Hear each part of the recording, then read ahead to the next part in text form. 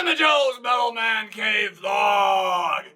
Today is record store day. It is, what the fuck day is it? Saturday the 22nd. My wife here, Kara, which you may remember from the melodic death metal video from, God only knows, 8 months ago. She's back again, and she brought a bunch of shit today. I did not, because I'm a poser, but actually, the real truth is, last weekend at Metal Thread Fest, I spent like $200 on shit, and I swear to myself, I swore to her that I wouldn't buy anything for a month because I got too much shit lying around, and yeah, I resist the temptation. But anyway, she's got a bunch of stuff to talk about, and I've got a bunch of stuff that I bought in the past couple of months, and we're going to talk about that stuff. And anyway, she's up deck first. What do we listen to, Kara? Let them know. Let's get into it. Oh wait, disclaimer. No black metal in this particular What's Spinning edition on Joe's Metal Mancave vlog. So, alright, anyway.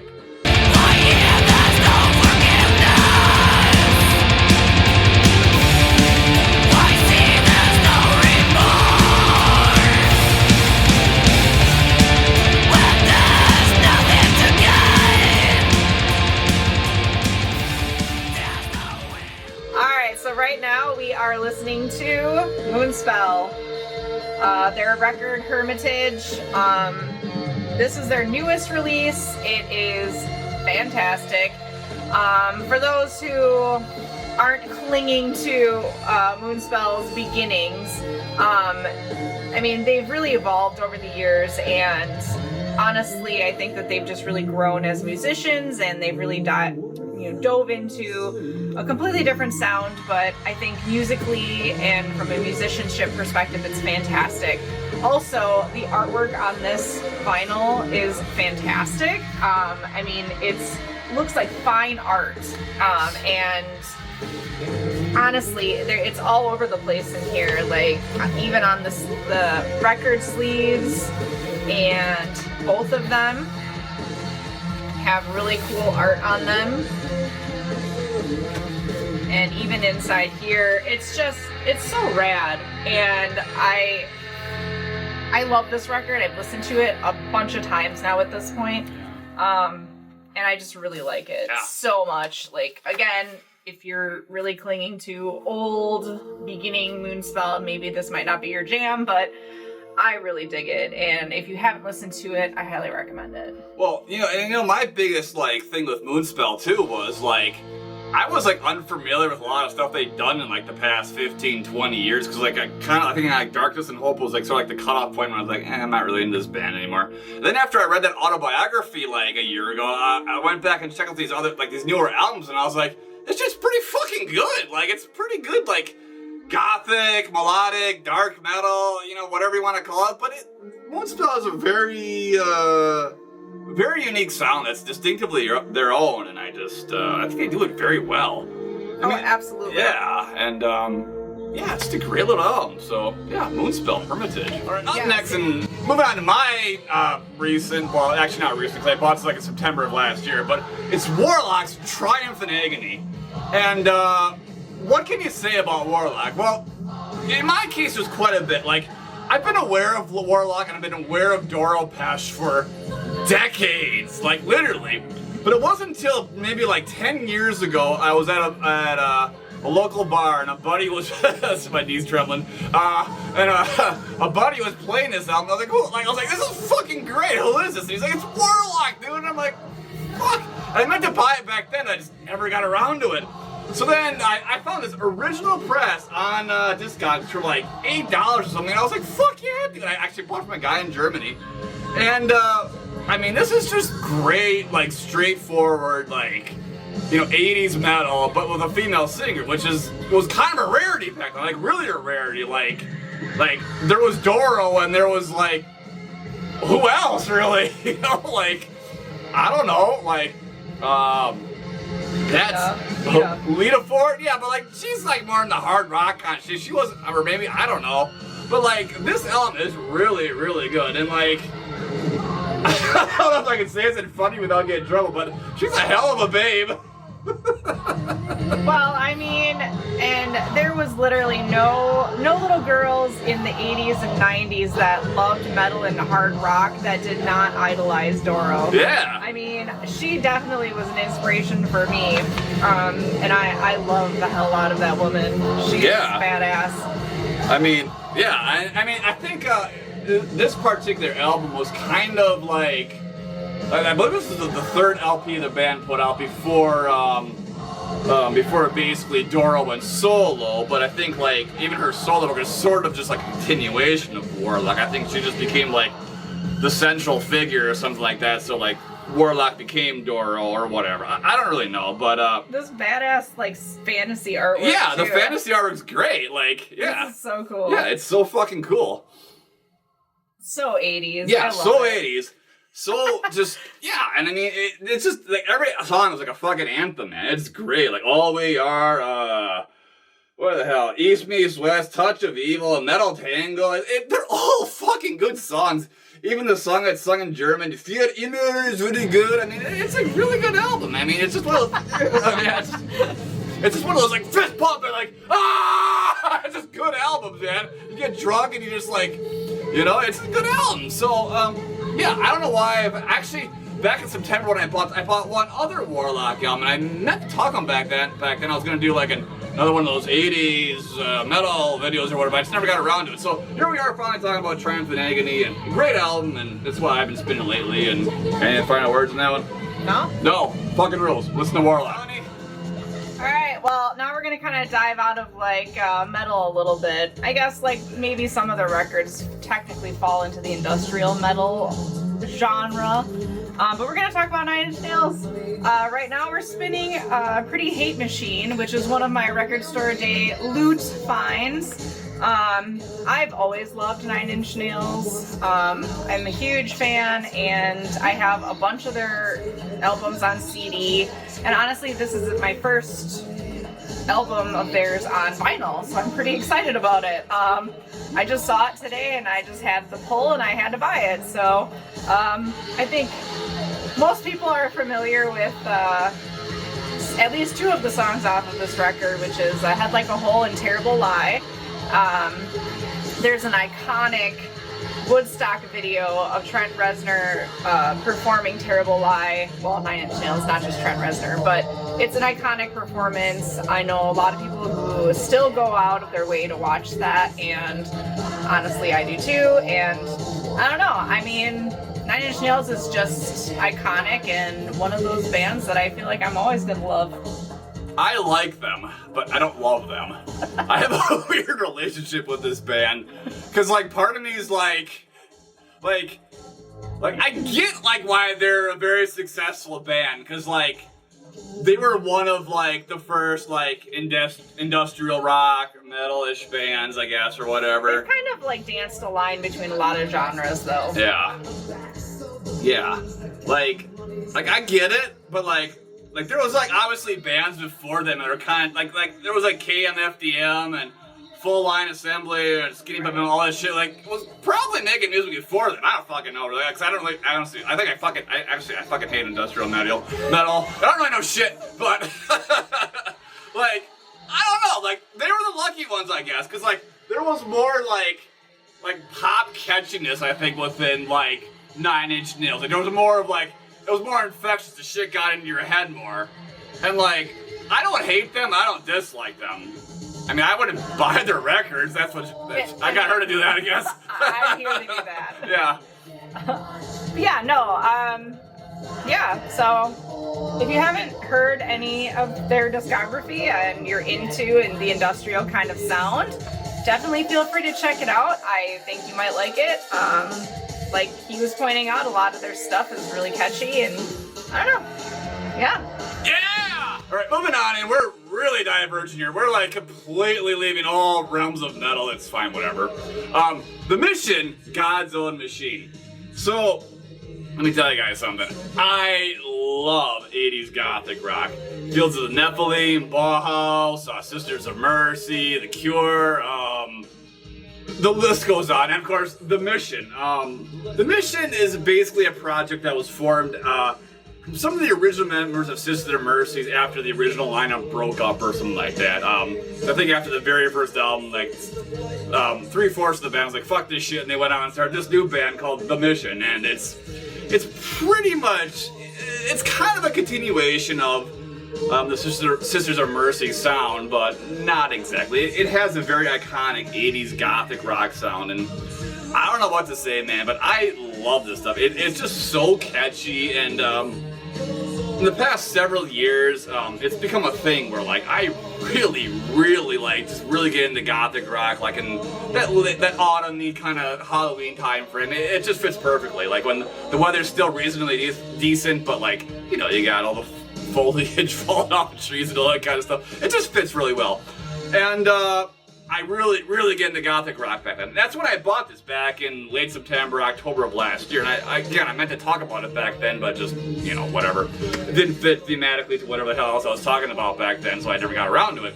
But I love this song, man. I mean, it is just catchy. It is just, you know, killer riffs, or I mean, I'm not a killer riffs, but like catchy riffs and like catchy vocal lines. And just, you know, it has this sort of gothic rock darkness to it, but still like sort of like a poppy catchiness to it, and it's really infectious. I really like it, man. And yeah,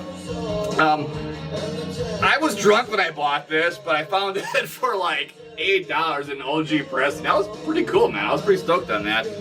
And yeah, I mean, the vinyl is not perfect. There's a few spots where it skips, but I guess I can get something that probably you know, fix the vinyl and restore it to a better condition or whatever. But yeah, I really like 80s gothic rock, man. There's yeah, I mean, but the problem is, like, when you're like hopelessly obsessed with like other metal and black metal, like, you can't really you can't invest as much time and money into it as you'd want to. I mean, you could, but then you'd have so much fucking shit. I mean, so it's like you gotta pick and choose. Like, do you want to go down the endless loophole, endless rabbit hole of black metal, or do you want to, like, you know, buy like the iconic 80s gothic rock albums? I mean, I guess I could, you know, get most of them, you know. There's room for both, I think. And it's interesting, I feel like there's been kind of a revival of it recently, yeah, on like the goth rock, you know, throwback to like the 80s goth rock. And like, I just went to a show not long ago with one of my friends, and it was like the bands that were playing that night were definitely like drawing influence from like those 80s goth bands, and I had a great freaking time, and it was so cool. And this band is great. I'm really digging this record, and I'm definitely with you. I definitely really enjoy that 80s goth vibe as well. Yeah. Like, I want to dye my hair black right now, basically. I mean, maybe not, but you know. Yeah, sure. Anyway, The Mission, God's Own Medicine. All right, well, now we're going to take it in another completely different direction. And we're going to talk about Super Unknown by Soundgarden. This is another one of my record store day loot picks. I have loved this record since it came out in 1994. I've had a little bit of a negative association to it, so I kind of avoided it for the last decade, but now I'm kind of taking it back. And when I saw it today, I immediately grabbed it, and I knew I had to buy it. This record really just is embedded within my youth, and the music in this record is embedded in my youth, and so it's like a core of who I am as a person. And without Soundgarden and some of the other music I listened to back then, I probably never would have found my way to metal. So this is a solid record. I'm sure many of you are very familiar with many of the tracks on this record. It's so good. There's literally nothing on here that I don't like. And I guess the music holds even a little bit more of a special place in my heart with the fact, you know, of the untimely passing of Chris Cornell, who was an immense powerhouse musician who contributed to the music scene. Honestly, I don't have anything bad to say, and I don't know if you have anything to contribute, but this is just such a iconic record. I have lots to contribute, actually. I bought this album on CD back in 1994. It was it was one of those albums that sort of, and I've said this on like social media in this vlog before, where like this was one of the albums that helped sort of define like my music, like sort of the rebellion against like the shit my parents had raised me on. And much like Kara said, you know, very much something that, well, I was already into metal in '94, but like back then, like there's a lot of blurred lines, I guess, or whatever. Like this was just heavy, had heavy guitars, and you know, so like it all kind of sounds. I mean, I didn't sound the same, but like, you know, like I just sort of lumped it all together because I didn't know any better because I was 13 years old when this album came out. But this song in particular, when I remember I first heard it on the radio, I was like, I really got to get this. Like, I really wanted to get this album, man. I remember back then, like I was, 13 years old. I had a job being a paper boy, you know, I got like maybe $30 a week, you know, doing it as a small little route, but I saved that money up and I went and got this album, and I loved this album back then. I mean, I eventually sold it because I was just, my taste evolved, and I was like, I don't need this shit or whatever.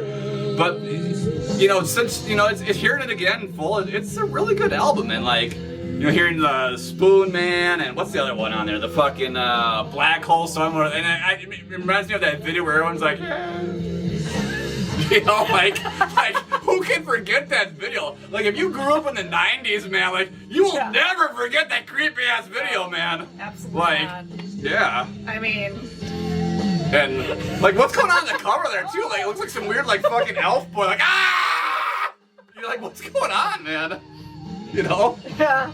Who is that? I don't know. Looks like some shit from some weird underground dwellers. Like, light or something. Like, you know? Like the messed up elves that were trapped in dwarven ruins. Yeah. In Skyrim. Yeah, something like that. Ah! You know, so like they came out and like they did a photo shoot with them, and it was just perfect for this cover, you know? Yep. Yeah, and it's a cool album, and I don't know, like, yeah. Yeah, like this, I'll never not love this record, and I'm glad that I can reclaim it now. She can reclaim it. Moving on, we're going to talk about Exodus's Pleasures of the Flesh, the band's second album from 1987, and I did not by any means buy this recently. In fact, I bought it about 20 years ago, and I mean, come on, look at that price tag on it. I mean, OG pressing, man, back in the day when you could buy vinyl for dirt fucking cheap. I mean, you go to a record store today and I see all these OG pressings, it's like $40, $50, some shit beat the hell out. I'm like, fuck this, dude. I remember this shit, like, no one wanted this crap, man. So, this is Exodus' second album from 1987. It was the first album to feature Steve Souza on vocals, replacing Paul Bailoff, and I mean, it's Exodus, man. I mean, just pure thrash metal, man. I mean, these guys have always just had a high octane, just, you know, relentless thrash attack, and I mean, I love it, man. I mean, what can you really say about, you know, like Exodus? It's just great stuff, man. You know, got a little lyric sheet here with a picture of the band, and I mean, I don't know. I mean, yeah, man, Exodus rules, you know? What do you gotta even say, you know? Kara, do you got anything to say about Exodus? I agree with everything you've said. Everything you said. All right. Yep. I've said. I have said. All I know is vinyls used to be cheap, like this one, and fuck playing like $50, $60. Yeah, I gotta say, the price tags are kind of wild today, but the record stores, I'm sure, were kind of hiking things up a little bit because they knew people were going to be coming out today, so. Yeah. Anyway, yes, Exodus, Pleasures of the Flesh. Moving on, we're going to talk about Nihilist and their demo compilation, which is apparently called 1987 to 1989. So, Nihilist... Very creative. Yeah, very creative. This is actually a bootleg, which I have no idea who released it, but it has all the Nihilist demos from actually 1988 to 1989, so I don't know where they get off calling it 87 to 89, but whatever. Nihilist, of course, is the band that eventually became Entombed, and Entombed, of course, is one of the most influential death metal bands, but more specifically, Swedish death metal bands. You know, they were one of the biggest bands in the Swedish death metal scene, and I mean, like, after they came out and hit the scene, like, everyone wanted to be like them because they were fairly successful early on. And like, probably the most impressive thing about like these demos and even like the first Entombed album is that like they were still teenagers when that shit came out, man. And like, you can look up videos on YouTube of those guys, and like, you like literally like 16, 17-year-old kids, like they're fucking really playing, man. It's like, god damn, like, I remember when I was 15, 16 years old, like, I was like, I mean, I never played an instrument or anything, but like, I knew people that played instruments and they could fucking play like that, and it's like, god damn, man. But this shit rules, man. It's raw as fuck, and I believe actually what I have here is, pretty sure it's a bootleg or whatever, and I think, oh, I don't know what it was, maybe 8 or 9 years ago, my buddy, Miguel, he was selling this out of his distro. I don't know where the hell he got it from, but I was like, fuck, I gotta get it. This is super cool. And yeah, it basically all their demos. So you get the premature autopsy demo, the only shreds remain, the head not found sessions, the drowned sessions, and But Life Goes On from 1989. Really cool stuff. And I mean, like, again, just, you know, take into consideration that like they're literally like probably like between like 16 or 17 years old when this shit was recorded, and like they were like leaders of like the Swedish death metal scene. It's pretty fucking cool, but it's of course like Entombed changed pretty quickly too, and then like, you know, obviously as they changed, like the Swedish death metal scene changed too. But yeah, I love this shit, man. One more for this What's Spinning here on Joe's Metal Mancave vlog. Yes. What is it, Kira? Let them know. Alright, so last but certainly not least, we're going to talk about Insomnium's brand new record from this year, Anno 1696.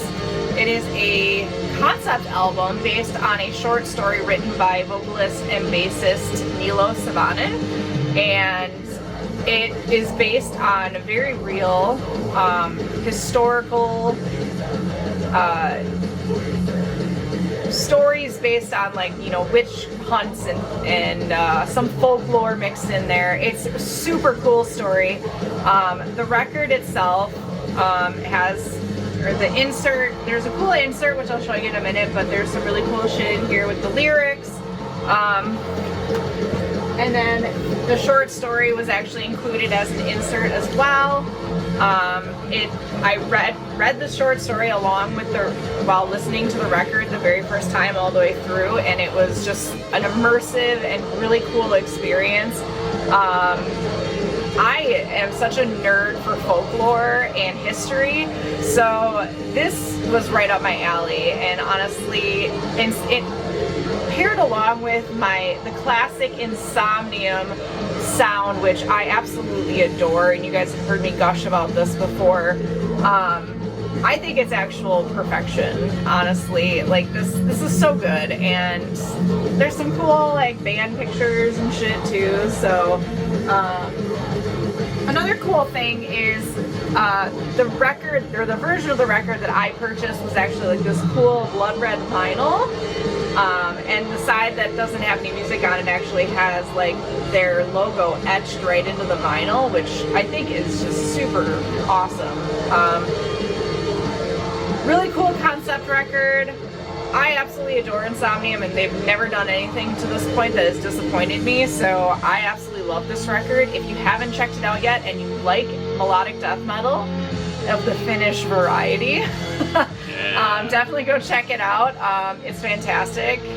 It's awesome. And we got to go see them recently. You guys saw my recent footage of yeah, that was a fucking great show, man. They played a good selection of old and new songs, and some older stuff was mixed in there. I mean, we've seen them, what, like 3 times now together? I've seen them. I think I've seen them a couple times, yeah. I saw them in Finland back in 2012. I think that was the first time I saw them. No, maybe it was 2011 I saw them. Yeah, man, they're always just really on point and just really great, man. Yeah. So good. Definitely great live. If you haven't checked out their discography, definitely go do that. If you're really into concept albums, this is their second one that I'm aware of that they've done. I know Winter's Gate was also a concept album. Anno 1696, it's really great. If you like history, you like folklore, and you like melodic death metal, this is going to be your jam, I promise. Well, that's all we have for you today. Thank you so much for tuning in, and we hope you enjoyed our Record Store Day What's Spinning edition and the variety of music that we shared with you. And rest assured, the next collection update will be full of black metal vinyls and CDs and, you know, the usual shit I talk about on this channel, so in case you're having like weird feelings and think I'm selling out or something, we'll be back to normal next time. Poser. Poser! Anyway, don't forget to like and subscribe to Joe's Metal Man Cave.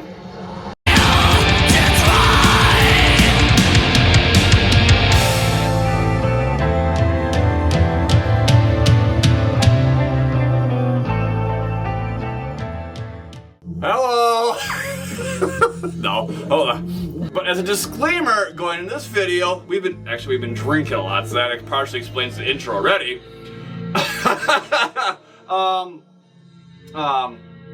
No black metal for this video, so if I've broken some grim, frost-bitten hearts, I apologize in advance, but contrary to popular belief, I do listen to more than black metal. I know, it's gonna be okay. It's gonna be okay. And we all have diverse tastes here. Me and my wifey here, and anyway, let's get into it. What's playing, Kara? Let them know. Spell Armitage. This is a really Armitage? awesome... Is it Hermitage? Oh, Hermitage. Left an awesome start. Your patch just fell Oh off. shit! Immortal! What the fuck? Exodus' second album, originally released in 1987. Steve Souza replaced fucking what's his name? This is not going well. Moving on, we're gonna talk about Exodus' Pleasures of the Flesh. I'm sorry. Alright, moving on, we're gonna talk about Exodus' Pleasures of Yes, moving on, we're gonna fucking shit was that? One more for this what's spinning vine. Wait, fuck, what? Alright, well that's all we have for you guys today. Thank you so much for tuning in for our record store day. Yeah, wait, this isn't going well either. No! Wait, you can't say that. I have to do the ending because I'm the host or whatever. Well, I'm doing it for your channel. Oh, okay. Like, it's gonna be okay if someone else says it. Okay. Alright. Okay. How does that sound? Sure. Well, that's all we have for you today. Are you gonna do this? Oh, okay. Yeah. See you next time. The Joe's Metal Man Cave vlog. Yeah!